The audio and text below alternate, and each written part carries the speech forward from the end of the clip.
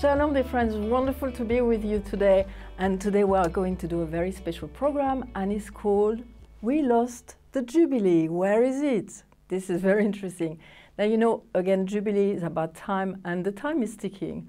And now we are on the verge of the 70 years of the State of Israel being reborn. Last year it was the 50 years for Jerusalem, and it was a great celebration.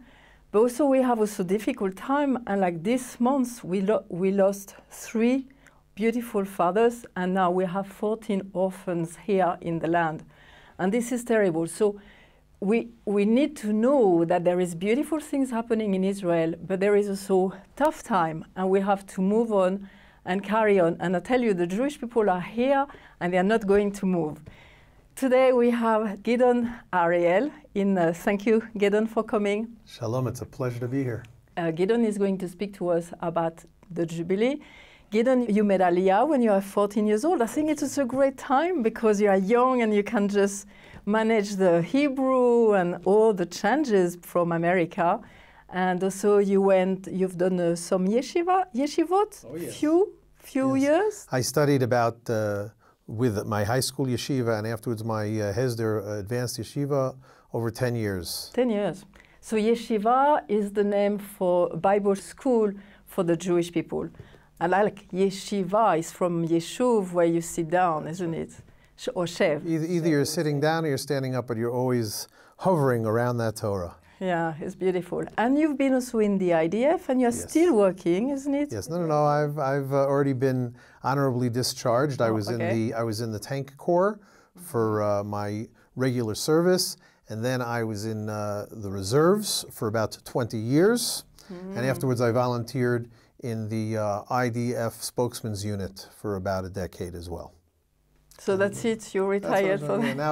Now, like everybody else, I can tell people what to do from the comfort of my own chair. You should have done this, you should have done that, you should have done this, like everybody else here. Good. And something new, in 2005, you started to connect more with the Christians. And tell us a bit about it. Oh, that's more than just 1 foot. Like you said, over 10 years ago, I started to discover the phenomenon of pro-Israel Christians. I'm an Orthodox Jew, but the idea that Christians love Israel and love Jews is something that I was really surprised to find out. And since then I've been getting more and more friends, like the Black Hams. And I've been connecting to people all over the world because of the internet. And about 4 years ago, I founded with a Christian partner, Bob Odell, an organization called Root Source, which is an online platform for Israeli Jews and Christians all over the world to relate to each other, establish a relationship, and to learn God's word together on a basis of mutual respect. And it's doing great. We've got hundreds of students and tens of thousands of people coming into our website and our email list, and that's root-source.com. Wonderful. And you have, so there is a book. This was your first book? That was our first book, Israel First. Israel First, which is you guys, yeah, we're best friends. Israel First, we're like cousins. We're cousins, you're right. We're from the same family. And the other one is Jubilee Now, and this is the one that we're going to speak especially today. Yes. God is doing things. Shabbat has been from Genesis, there from the right at the beginning of the earth. SHMITAH was a bit different. SHMITAH is when the Jewish people, when they are in their land, stop the 7 years, giving a rest to the land. It's a sabbatical year. That's it, a sabbatical year. But now there is the Jubilee. Yes. God speaks to it in the Bible.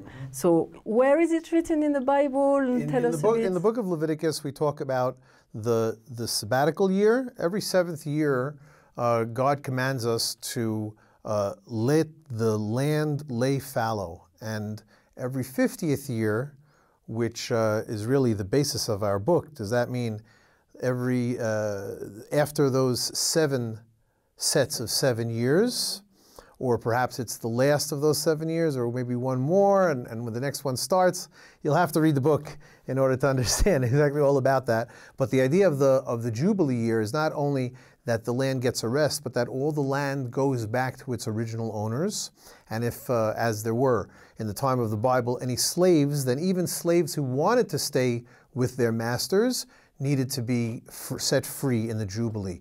It says, and you shall proclaim liberty and freedom to all the land and to all the inhabitants thereof. Some people who are into American history might remember that that is what's written on the Liberty Bell. But after that Liberty Bell, it says LEV, which stands for Leviticus, and that is a quote from the Bible concerning the Jubilee year. The Jubilee never happened in Israel. It's by reading your book that I discovered that. People think, well, if it happened, the Bible was a time of idyllic times. It was like the Garden of Eden. Oh, we should only want to go back to the times of the Bible. I read the Bible and I study the entire Tanakh, the entire Bible, and I say, I think that really what this is God saying, this is what you guys did, and that's what you shouldn't do. Because we're only human, and things don't always work out the way that they should. It seems to me that during the entire time of the First Temple period, which is the longest parts of the Bible, in the entire book of Kings, the book of the later prophets, Isaiah, Ezekiel, all of these times were, and of course the books of Chronicles. It was great when Solomon built the temple, but after that it just split and it went downhill all the way from there. So we're looking forward to, as it says in the book of Eicha, of Lamentations, return us, O God, and we will return and renew our days as of old.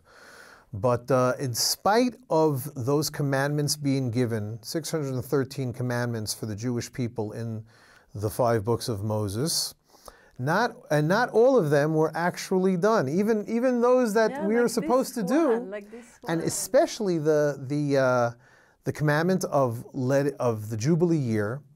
There is no historical evidence that the Jubilee year was ever observed. The sabbatical, the SHMITAH year, the Shvi'it, the 7th year, the Bible specifically says that the Jewish people, the people of Israel, did not observe the sabbatical year during the First Temple period for 70 years. And it's because of that they went to exile for 70 years. 70 years, that's about almost 500 years, according to the calendar, of which every 7th year, that's about 70 years. 70 times 7 is 490. None of those sabbatical years was upheld and observed. And today, the conditions are not right to observe the sabbatical year, certainly not the Jubilee year, but the Jewish people want to so much observe the commandments that we're trying to observe it somehow. And little by little, we're observing it more and more. Because the SHMITAH, I remember passing by on the road 1, going to Tel Aviv, and it was written there on the field, this is the SHMITAH year, and you could see there was no fields, and I was like, wow, this is like what they said in the Bible, and some people now in Israel really want to bring this commandment, like obey God for this commandment. I think that if there would be more Israelis, more Jews who would want to fulfill God's commandment of the sabbatical year of the SHMITAH, then, as there is, but it's still very small baby steps, there would be a fund for farmers that the entire nation would voluntarily contribute to throughout the years, and in the 7th year, those farmers would be able to get a stipend. I think that we would be able to see not only the Orthodox kibbutzes of Route 1 on the way to Jerusalem with that sign, this is the sabbatical year, we're not working, but the entire land of Israel would be a big Kiddush Hashem, would be a big sanctification of God's name to see that. You're right, because when they speak about the SHMITAH, it's not so much for the people, it's for the land. And I think, isn't it? It is for the land, but it is also for the people, because another aspect of the SHMITAH, of the sabbatical year, you see, the sabbatical year, the word sabbatical in English comes from, of course, Sabbath. And people think that's like the 7th year, but like Sabbath is the 7th, but really Sabbath also means to rest. And so also the SHMITAH means also to stop or to pause. So we're pausing the land, as you said, to let the land refresh, but you also are, according to the Bible, enjoined, commanded to let your debts go free. If somebody borrowed money from you, then that's it. They don't have to pay it back after the 7th year.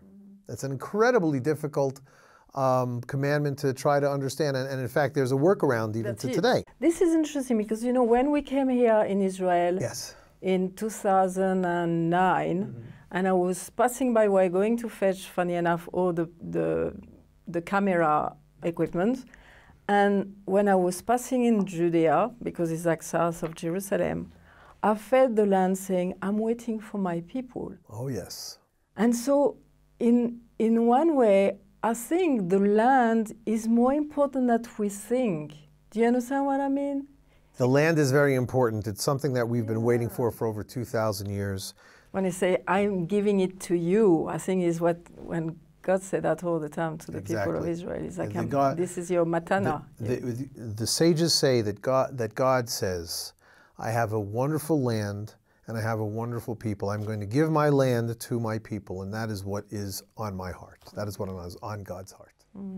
Wonderful. The name Jubilee in Hebrew is Yovel. That's right. And you use also the shofar. Yes. Yovel, it's not actually clear what it means from the Bible, because it's only used in this term, but it probably comes from the horn, a ram's horn, just like the shofar. And it says over there in that passage that you should sound the shofar in order to proclaim liberty and freedom throughout the land. So that is what it is. Exactly how that connects, it's a little bit too long to discuss in the few moments that we have. But Jubilee, the letter J, some of our viewers might say, oh, the letter J, that's like a ch sound. Like for the Spanish. In Spanish. Yes. But through, I don't know, Latin or something, it moved over from the y sound. So Yovel and Jubilee, the B and the V are very connected. Like bets and vets. And those double E's at the end, I don't know exactly where they come from, but Yovel is the word that we're talking about. Wonderful. Now, we have, like we were speaking, Jerusalem now have been for 50 years now in the hand of the Jewish people, because they were in exile for more than 2,000 years. So this is like so exciting. And I think 1967 was a very important year. Can you explain a bit? Is it connected with the Jubilee? It's probably connected with the Jubilee. It's certainly more or less the Jubilee. The idea of the blood moons was discovered by Mark Biltz out from the West Coast in the United States. And our book, Israel First, talks about also that idea of the blood moons. Quite specifically, I'll try to say it very quickly for people who aren't familiar, it is a series of lunar eclipses that took place only a few times throughout history, about 8 times in the last 2,000 years. But interestingly enough, they occurred in 1967, in 1492, and also in the last few years, in 2015, I believe. And from those times, we recognized that the Jewish people and the land of Israel are very much connected. And those are some of the things. And one of those things that happened was in 1967, when the state of Israel, through great miracles, was able to reclaim the heartland of the Jewish state, which is Judea and Samaria, which is really where the people of Israel lived throughout the time of the Bible. The mountain of Israel. The mountains area, yes. Yeah, and also when you look at 19, because I think it's important to put all these dots, and the dates are very important. Like every day, like God say, every day is a new day. So He's doing something, and I like what Yehuda Glick say, and I totally agree. When you are in Israel, you are not in charge of your life. God is in charge of your life. And I think he said, God is in charge of the time here on Israel, in Israel, specifically. And now the exile, I mean, the Jewish people have the right to come back here. Now it's them who have to make the step or not. Let us pray that there is more coming. But they are free now to come here. But there was also something, a bit of help in 1917. Of course, you're talking, of course, about the Balfour Declaration of the British Minister of Foreign Affairs, I believe, was Lord Arthur Balfour, who was a Christian Zionist himself, together with other Christian Zionists and Jews, even though there were a lot of Jews who were against the Balfour Declaration. British Jews, on the whole, were against the Balfour Declaration because they said, we don't want anybody to think that we are not loyal citizens. This has been the way that it's been in many, many lands, many countries. The Jews of those countries are worried about being accused of dual loyalties. In any case, thank God the Balfour Declaration was issued. The United Kingdom gave it over achieved and received a mandate to create a state of Israel, to create a Jewish homeland in the land of Israel. And even though they didn't really hold on to their side of the bargain for too long, but one way or another, the State of Israel was founded in 1948, which was 70 years ago today. We are now celebrating 70 years, very excitingly. 70 years. 70 for the Jewish people? There is something very specific about that? Like I know 50 is the Jubilee, but 70... I mean, you have like the 70... I'll tell you, 70, what comes to my mind at 70 was the 70 years of exile between the first temple and the second temple. So... so it's like a change. Perhaps, exactly. Perhaps these 70 years that we have survived here in the land of Israel is perhaps some way of pardoning those years of exile, one year to the other.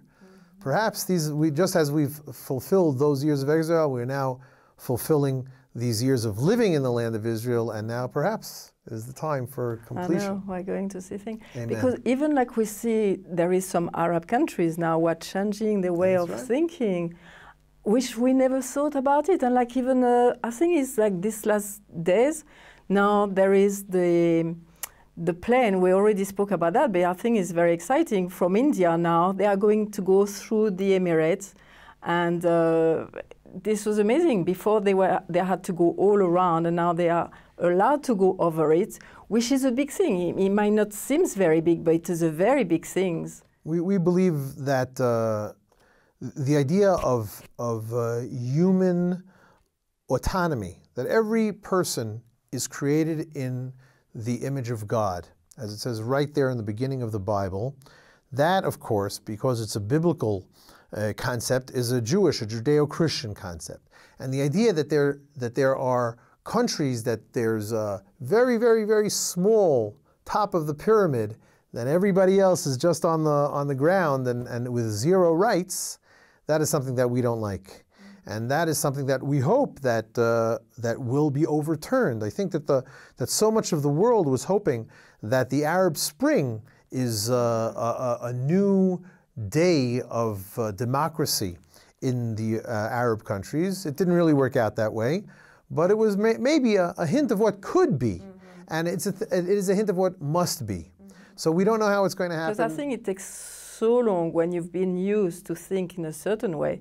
You can't just change quickly. It's like slowly, slowly, generation by generation. But we say that Yeshuat Hashem keheref ayin, the salvation of the Lord is like in a twinkling of an eye. It's true too. And if that's what He's going to want to happen, that's what's going to happen. So we have to keep on doing what we have to do and praying that God will do what He has to do. Everything that He wants to do is what He has to do. And we'll see what happens. You're right. Now, something interesting also that I was reading in your book is about the Sanhedrin. Oh. So can you speak a bit about it? Yeah, I'm friendly with a few members of the Sanhedrin. It's like a lot of activities, a lot of events and phenomena that I'm sure that you're covering here on your television show are things that individuals saying this is something that should be happening, and so they don't wait for it to happen. They just go ahead and say, I'm gonna try it. And so a small group of rabbis said, we need to have a Sanhedrin, which is an overreaching, universal, authoritative court that will be decisors for all things that we're waiting for, have these decisions to be made. So this Sanhedrin is not yet, it was established, oh my gosh, about 35 years ago. Yeah, I heard about it. Who was still in England? I can't remember. Right? 2000. Yeah, I heard about it when I was still in yeshiva. But it is not accepted universally. But the people... It's the nascent. Exactly, the nascent Sanhedrin. It is just starting out, and we'll see what happens. So this Sanhedrin likes to deal with the things that nobody else is dealing with, and so therefore they are dealing with the Jubilee. And their decision was, about 2 years ago, that they're going to start counting the Jubilee so that within 50 years, hopefully all of the Jewish people will accept and recognize that Jubilee. So we are in year one year? I think year 1 or 2. I don't remember. But close enough. If anybody's interested, then you can send me an email and I'll find out for you exactly. Sure. Wonderful. So this is very exciting. There was something that I really find so exciting. You were speaking about there is a Jubilee of the Gentiles and the Jubilee. This is the last thing that you find with Bob when you are doing all the research. This is very exciting. We're revealing this on a blog post on Breaking Israel News, the website, our friends from Breaking Israel News, that in order to figure out how some things seem to be happening by the Gregorian calendar, which is the calendar that all of us are familiar with, that we are in the year 2018 right now, yet some things are happening according to the Jewish calendar, in which the year of which we are in now is 5,778. And those years don't all start on January 1st. No. The Jewish calendar starts on the 1st of Nisan. It also starts on the 1st of Tishrei. So we've got 3 different kinds of years that are happening at all together. And exactly how they fit, you'll have to read our book, Jubilee Now, which we are coming out now. I'm happy to announce we're coming out now with a newly revised edition. This edition that we have, Jubilee Now, was published about 2 years ago. And now we are coming out, hopefully within about 2 or 3 months, on a revised edition that's going to have about another, I think, 20 chapters. And including the solution of the mystery of the Jubilee. That's it. Here we go. We have resolved. Oh, God help us to resolve the thing. I think is what's happening. You know, there is Israel is a beautiful country, is back on the map. You've been in exile for 2,000 years, but now you are back here and forever staying in this land. And I think, Gidon, thank you for speaking about the Jubilee, and I hope that you enjoyed that, and we'll see you next week. Bye. Shalom, dear friends. Today we're looking at some more books in the Bible. And you know, like Jesus knew the Bible in Hebrew as the Torah of Moses, and the prophets and the Psalms speak about it in Luke 24:44. So today we're looking at the prophets, and in Hebrew the name is Nevi'im. Now there was the early prophet and the later prophets. So today we're just looking at the early prophets. So you have the book of Joshua, and the name in Hebrew is YEHOSHUA, and it means God saves or God delivers. So this is the time where the Hebrew people are just arriving in the land. They are coming into the land of Israel, and they are starting to possess the land. Okay, and the thing is said to Joshua, be strong and courageous. Then you have the book of Judges. In Hebrew is SHOFTIM. It comes from the name Shofet. And this is the story when there is a struggle of possessing the land. They have to fight against Aram and Midian and Moab and Ammon and the Philistines. So there is different judges. So you might know some of the name of the judges. You have Deborah, you have Gideon, you have Samson, you have Tola, you have Shamgar, you have Othniel, so there is different names. And the last judge will be Samuel. So we go now into the book of Samuel, and you have two books in our Bible, in the Christian Bible, and is Samuel 1 and Samuel 2. But like in Hebrew, it was only one book, and it was called Shmuel, but Shmuel Aleph and Shmuel Bet. There was two parts, okay? And so the book of Samuel is quite amazing because it's the last judge, and he comes into the kingdom. First king, Saul, then the second king, David, and it's all the story in Samuel. Then we go into the other book, Kings, Kings 1 and Kings 2, and in Hebrew is Melachim, and again is one book, but like two parts, Melachim Aleph and Melachim Bet. And this is the story of the two kingdoms, because you have David and Solomon, and after Solomon there is a separation, the kingdom of the north, which is the kingdom of Israel, and after the kingdom of the south, which is the kingdom of Judah. And so we look at all these books now together, we go to repeat them. You have Joshua, YEHOSHUA, you have the book of Judges, and it's SHOFTIM. You have the two books of Samuel, which is Shmuel Aleph and Shmuel Bet. And you have the two last one king and two kings, which is Melachim Aleph and Melachim Bet. So now we know 11 books in Hebrew in the Bible. We've done very well again today. See you next week. Bye. Gidon, thank you for coming today, and that we've been able to resolve the mystery of the lost Jubilee. And you can go on Gidon website, which is rootsource.com, and you can go also on our website, which is called israelfirst.org. You can go also on our YouTube channel if you want to watch again some more programs. And from Gidon and from me, bye, and see you next week.